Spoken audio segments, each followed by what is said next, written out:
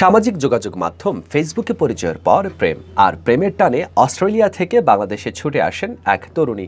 ঘর বেঁধেছেন তার প্রেমিকের সাথে। তার প্রেমিক সুনামগঞ্জ জেলার ছাতক থানার খামারগাঁওয়ের যুবক সাদিক মিয়া। বিয়ে করে বর্তমানে তারা সিলেট নগরেই বসবাস করছেন। গেল ১ জুন সিলেট নগরীর একটি রেস্টুরেন্টে তাদের বিবাহোত্তর সংবর্ধনাও অনুষ্ঠিত হয়েছে। ফেসবুকে অস্ট্রেলিয়ান তরুণী আরিয়া বঙ্গা সাকদার সাথে পরিচয় হয় সাদিক মিয়ার। পরিচয় থেকে সম্পর্ক গড়ায় প্রেমে, আর সবশেষে প্রেমের টানে অস্ট্রেলিয়ান তরুণী আরিয়া বঙ্গাসাগদা চলে আসেন বাংলাদেশে, ওঠেন সাদিক মিয়ার বাড়িতে। সেখানে ঘরোয়া পরিবেশে তাদের বিয়ে সম্পন্ন হয়।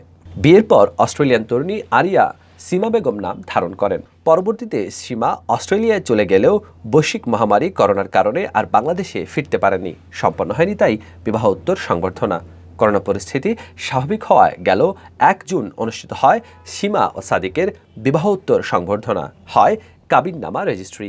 বর্তমানে এই দম্পতি সিলেট নগরীর বাগবাড়িস্থ একটি বাসায় বসবাস করছেন।